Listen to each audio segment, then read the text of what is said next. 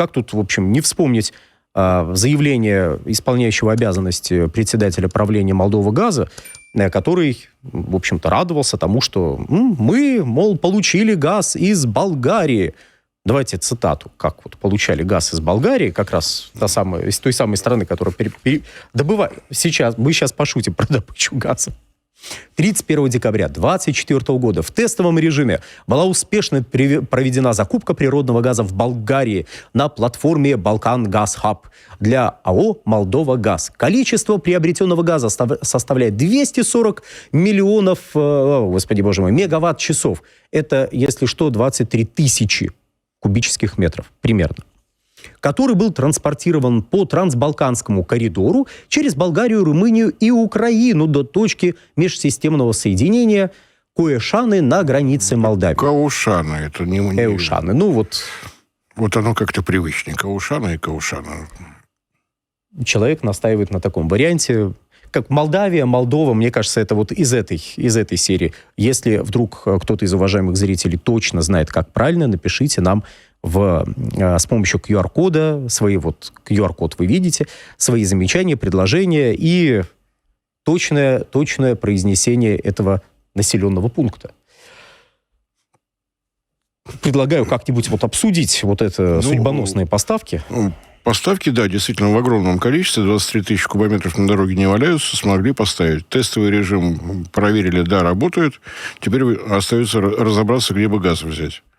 Где бы газа взять, вопрос не случайный, потому что у Румынии своя добыча есть, сама себя она совершенно спокойно устраивает, баланс у нее есть. Для того, чтобы поставлять что бы то ни было в Молдавию, необходимо где-то дополнительный газ получать. Если раньше его можно было получать действительно из второй нитки турецкого потока, он же Балканский поток после пересечения границы с Турцией и Болгарией, то сейчас такой возможности нет. Потому что по договору 23 года между «Газпромом» и венгерской государственной компанией «МОЛ» тот объем газа, который шел в Венгрию через Украину, теперь идет через турецкий, он же Балканский поток. Свободных транзитных мощностей не осталось. Вот немножко возникла проблема. Можно было получать почти по тому же маршруту газ из Азербайджана, но вот здесь тоже небольшая нестыковочка состоялась. Небольшой ремонтик, пару недель надо подождать. Или больше. Тут пока непонятно. Как повезет. Да. Каспий зимой это все-таки достаточно серьезное море, и нагрузки там иногда бывают на платформа более чем весомая. Так что вот такая ситуация у Молдова газа. И, если обратили внимание, куплено для Молдова газа. Молдавия не входит в состав Евросоюза, соответственно, напрямую покупать газ на европейской бирже, на евросоюзовской бирже не имеет права. То есть там есть еще и агентское соглашение, вероятнее всего, с какой-то из румынских компаний. То есть вот так все это выглядит. Болгария газ из Азербайджана по трансбалканскому. Дальше некая компания-агент румынский через Румынию в Молдавию. Какова конечная стоимость, если вы обратили внимание, ни слова не сказано. Видимо, очень дешево, поэтому лучше промолчать. Меня здесь радует, что как-то так намекнули на возможный маршрут поставок газа, в принципе, сейчас в Молдавию и Приднестровье. Но это ладно, это отдельная тема. Посмотрим, как ситуация будет дальше развиваться. Пока ничего обнадеживающего, как мне кажется, сказать мы не можем. Или можем? Можем, на самом деле, потому что приезжали люди из Европейского Союза под камеры в присутствии европейской делегации Санду Молдавии. Это должность, насколько я понимаю. Санду Молдавия обещала, что никаких препятствий для поставок газа в Приднестровье не будет. Гуманитарные поставки со стороны России, газ в таком количестве, которое позволит обеспечить полностью Приднестровье. Это неоднократно было подчеркнуто в выступлении президента в Приднестровье. Связано это с тем, что в обычных случаях, пока шел российский газ через газотранспортную систему Украины, для Приднестровья и Молдавии поступало 2,5 миллиарда кубометров газа в год. Из них более 1,5 для молдавской ГРЭС. И в этом случае, когда работали два газовых энергоблока, электроэнергии, вырабатываемой молдавской ГРЭС, хватало и для Приднестровья, и для почти 80% спроса в самой Молдавии. Сейчас газ будет приходить в таком объеме, которого хватит только для Приднестровья. Связано это с тем, что газопровод, который связывает Румынию и Молдавию, имеет транзитную мощность 1,5 миллиарда кубометров газа в год. То есть тот же объем поставить невозможно чисто технически. Труба не намерена раздуваться и принимать большего объема газа. Обещания были даны, затем появилось заявление все той же Санду о том, что поставки могут осуществляться только через Молдова-Газ, хотя у нее есть в Молдавии компания, имеющая лицензии на торговлю газом, но вот мадам президент устраивает только Молдова-Газ. Если это называется конкуренция, поддержание там каких-то директив Европейского Союза, так ведь нет. Хотя Молдавия, как известно, подписала договор об ассоциации с Европейским Союзом. Если с этой позиции, что газ поставлять можно только через компанию «Молдова-Газ», не сдвинется, это называется удушение Приднестровья. Других слов подобрать невозможно. Все согласовано. Чей будет газ, решает «Газпром», поставит свой или на том же Балканском хабе купит, или еще каким-то образом. Тем не менее, вот такое препятствие в лице мадам Санду возникло. Я, кстати, могу заметить, что напрямую, может, они покупать сейчас не могут, но они могут воспользоваться механизмом Aggregate EU, который позволяет вот совместно закупать газ, отправляя заявки. Так что огромные перспективы открываются конкретно у Кишинева и подконтрольной территории.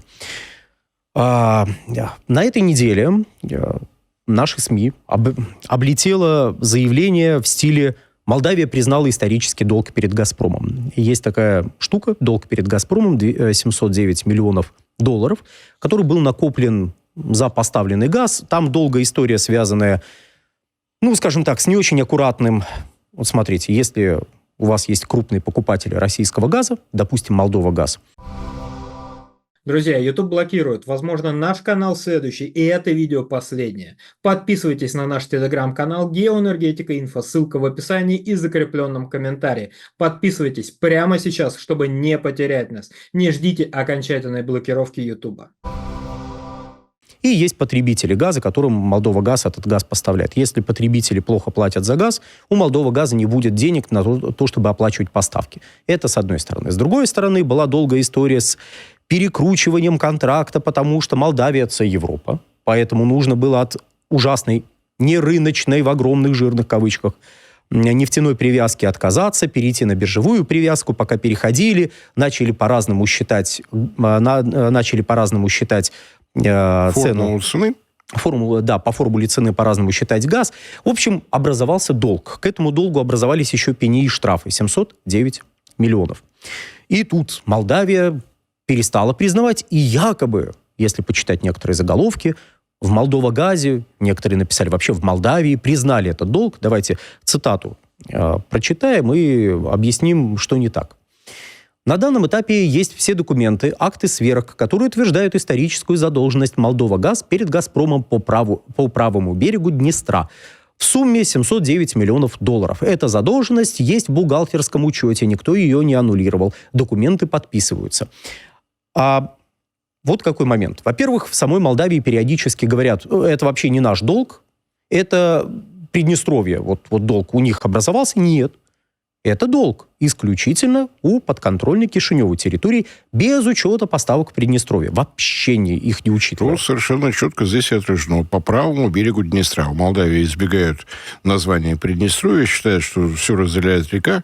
Да, Днестр река хорошая, но бендеры как-то забыли, что они не на том берегу. Да ладно.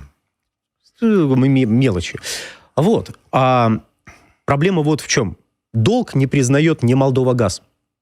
По поводу долга устраивают пляски не Молдова-Газ. По поводу долга устраивают пляски руководители Молдавии. Как эта должность называется? Санду Молдавии. Санду Молдавии, она устраивает. И также какие-то приближенные. И заявление руководителя Молдова-Газа здесь... Хозяйствующего субъекта, который... У которого контракт подписан. Поддерживает все бухгалтерские платежи, учет, сверки и так далее, и так далее. Его мнение в этой ситуации, к сожалению, Кишинев не интересует. У них свои представления прекрасно. Более того, тут из Кишинева заявили, а мы уже почти весь долг выплатили. Они наняли на свои деньги аудиторскую компанию, даже 2, которые сказали, да вы всего 9 миллионов должны. Ребят. И сейчас из Кишинева заявляют, мы почти все выплатили. Осталось какие-то 2 миллиона 300 тысяч выплатить, и все. «Газпрому» трись. В общем... Единственное, что не знает «Газпром», что это за компания, откуда они взялись, почему с ним никто ничего не согласовывал. Что за двое из ларца одинакового с лица, сказать сложно. Но, если что, Представьте себе, вот как это выглядит. Представьте себе, у вас кредит в банке. Большой, такой серьезный, вы так хмуро смотрите на этот кредит. Потом у вас лампочка загорается, вы идете, нанимаете контору, которая пишет: мы провели аудит, этот человек вам ничего не должен. И вы с этой бумажкой идете в банк, показываете ее. Как вы думаете, что вам скажет менеджер, которому вы будете эту бумажку показывать? В общем, вот примерно так выглядит документ, представленный Кишиневым «Газпрому». Мы ничего не должны. Точнее, должны, но немного. Да и то почти отдали. Да и то почти отдали. 2 миллиона туда, 2 миллиона сюда. Вообще не важно. То есть, еще раз, мнение политического руководства Молдавии – это одно мнение хозяйствующего субъекта вы только что видели на экране. Там от документов не отказываются, читать их умеют. Уж не знаю, на каком языке они составлены, но, видимо, числа там вполне нормально воспринимают. Но руководство государства считает, что это все неправильно. У нас другое мнение. Задают нам вопросы, как тогда «Газпром» собирается поставлять гуманитарный газ в Приднестровскую республику? Может, в баллонах с парашютов? Ну, когда начнет поставки, узнаем. Сегодня Санду сказала, что окажет помощь Приднестровью только если Россия выведет миротворцев. Но это ее частное мнение, понимаете? Вот ранее тут была упомянута молдавская ГРЭС, которая обеспечивала электрической энергией не только Приднестровье, но и Молдавию. И пока Приднестровье не получает газ, вся территория бывшей Молдавской ССР испытывает проблемы с электрической энергией, особенно зимой. Молдавия, да, сумела добиться подписания договора с румынскими энергетиками, но те линии электропередач, которые между Румынией и Молдавией работают, позволяют обеспечить спрос Молдавии на 62%. Максимум. В том случае, если в Румынии все будет в порядке с генерацией, или Румыния прикупит нужный объем электроэнергии где-то на европейском рынке. Такое соглашение есть. Пока на 100% ни разу не выходили. До праздников до 50% необходимой электроэнергии из Румынии шло. После праздников информация пока еще не поступала.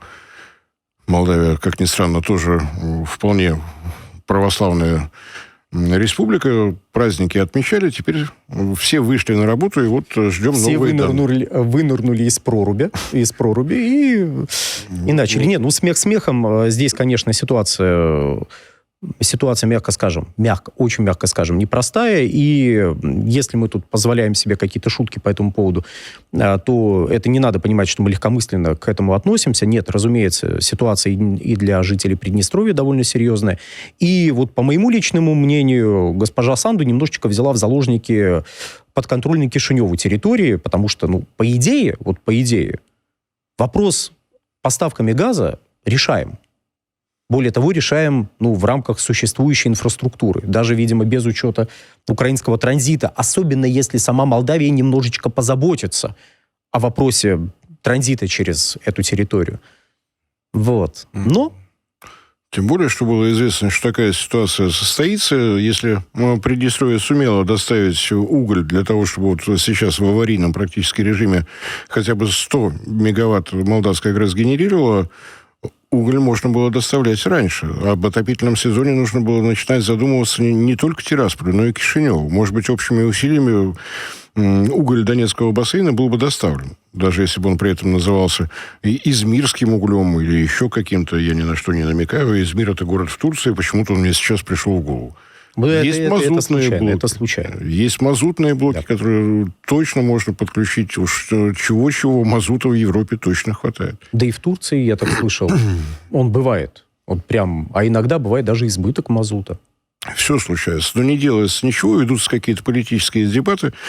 Приднестровье вынуждено продолжать вводить график аварийного отключения. Они же веерное отключение до 6 часов в день. Понятно, что это юг, и там нет суровых морозов, но, тем не менее, в бетонных коробках находиться тоже отнюдь неприятно. Там предприятия Приднестровья вводят свою собственную генерацию, тоже выдают в общий котел. Но этого катастрофически не хватает, и действительно ситуация становится все более критичной. Достигнуто соглашение с Россией о гуманитарной поддержке, но вот опять упираемся в какие-то политические дебаты. Пишут нам.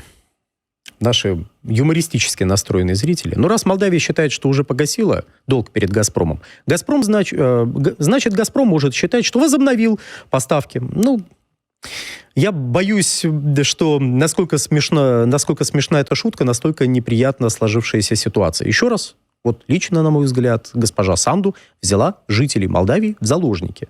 Да, что касается самой Молдавии, то в Молдавии в декабре тарифы на электроэнергию были повышены на 30%, в январе были повышены на 30%. Вот с такой электроэнергией они сейчас находятся, пока графиков аварийного отключения еще не было. Но все будет, мне кажется, зависеть от двух параметров. Как будет работать промышленность Молдавии по окончании всех праздников, какой будет погода.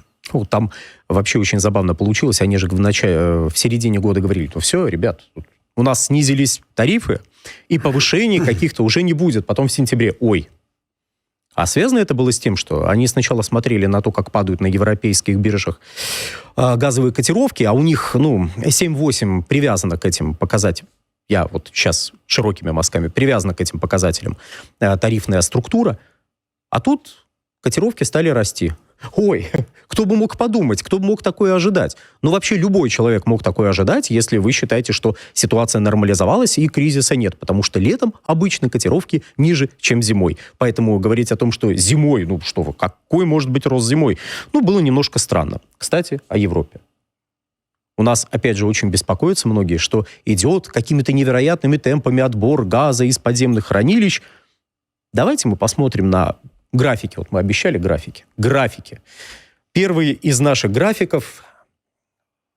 Спасибо компании Брюгель, которая регулярно его обновляет. Это конец второй недели. Понятно, что мы уже с вами скорее в конце третьей недели находимся. Для понимания масштабов. Оранжевая линия – это текущий 2025 год. Вот там 75 с небольшим миллиардов кубических метров. В этих самых хранилищах оставалось неделю назад.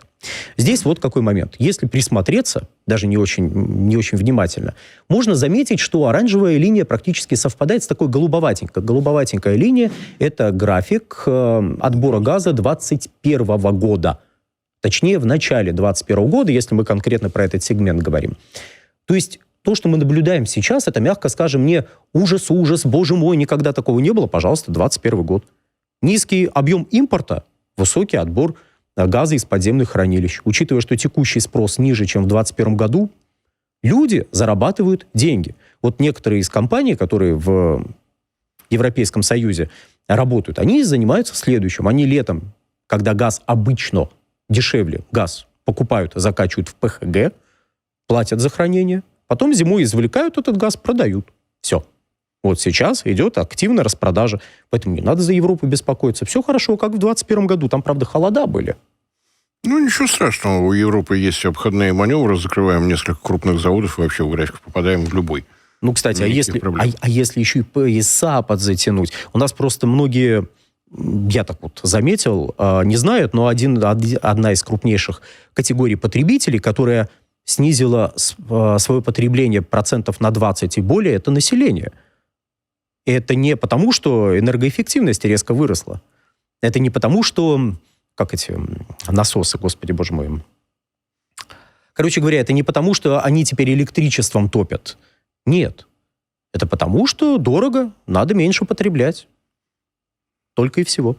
Если кто-то забыл, можем напомнить, Роберт Хабек, министр экономики Германии, объяснял, как обтираться губкой вместо того, чтобы ходить в душ. Ближе туда. Кстати, мы давно не слышали чудесного человека, который у них, по-моему, сельским хозяйством заведует, который рассказывал о том, что, ребята, что, сели на велосипед, да и поехали. Это тот же Роберт Хабек, человек и велосипед? Нет, это был другой персонаж, но его, видимо, после этого так рот закрыли, так, от экранов. Больше никому ничего не рассказывай. Главное, чтобы в феврале этих людей выбрали бы еще раз. Желаю процветания Германии и дальше. Кстати, и про турецкое направление. Мы так подходим плавно к завершению данного блока. Турецкое направление поставок. Турецкий поток и поставки через турецкий поток в Европейский Союз за первые 2 недели вышли на исторический максимум для этого периода. Второй график. Вот обещали. Графики. Вот, смотрите. Второй график сейчас будет. Вот, это поставки, соответственно, по турецкому коридору через турецкий поток, далее Болгария, Сербия, Венгрия, в основном Венгрия, кстати. Немножечко в Румынию попадает, ну, вот, Румыния, как нетто-импортер газа, она может этот газ потом куда-нибудь продать, но это, опять же, мы немножечко касались этой темы.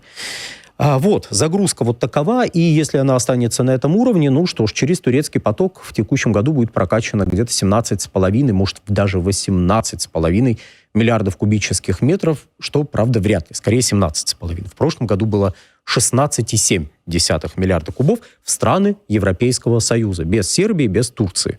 У них свой счет. И давайте мы на начало турецкого потока посмотрим. Начало турецкого потока официально это компрессорная станция «Русская». Здесь можно воспользоваться ситуацией. Вот сейчас вы видите фотографии этой чудесной станции. Она хороша чем? Это одна из самых мощных компрессорных станций в Российской Федерации, да и в мире, пожалуй, одна из самых мощных. У нас шли разговоры, когда мы беседовали про компрессорную станцию «Портовая» и «Северный поток», еще в начале нашей программы, в августе 2022 года. Так вот, тогда нам задавали вопрос, а что же это вот там какой-то Rolls-Royce делал эти газовые турбины, которые в газоперекачивающих агрегатах стоят, что мы сами не делаем? Вот, кстати, мы сейчас с вами и посмотрим на газоперекачивающие агрегаты в какой-то момент, которые сделаны в Российской Федерации, «Ладога-32».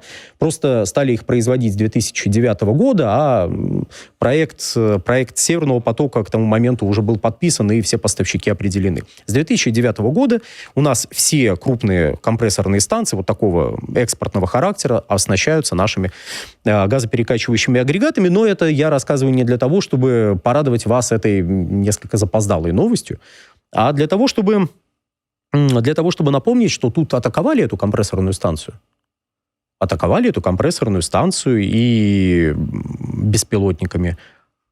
9 беспилотников, но ПВО отработало на 5 баллов, никаких повреждений, никаких жертв, слава богу, все аккуратненько приземлилось. И вот реакция меня порадовала, потому что, по большому счету, если мы, опять же, посмотрим на график, который до этого мы вам показывали с загрузкой турецкого коридора на поставку в Европейский Союз, атака на компрессорную станцию «Русская» — это террористическая атака на Европейский Союз. Нет, я понимаю, что Европейский Союз как бы привык уже к этому после северных потоков. Одной атакой больше, другой меньше. С учетом того, что по этому маршруту газ идет еще и в Турцию, можем считать это атакой на НАТО. Это второй момент, что это атака еще и на Турцию. На НАТО. На НАТО. Поскольку Турция, напомню, вторая по мощности военная структура в блоке НАТО после Соединенных Штатов. Меня порадовало, как отреагировали. То есть именно так охарактеризовали эту атаку и в Турции, и в Венгрии. Собственно, еще раз, Венгрия — крупнейший получатель газа по этому самому турецкому маршруту. Кто призывает прекратить... По балканскому маршруту, потому что по турецкому больше всего получает Турция. По турецкому коридору, идущему в страны Европейского Союза. Почему-то Болгария предложила название «Балканский поток». Не знаю, почему не нравится название «Турецкий поток». Не понимаю.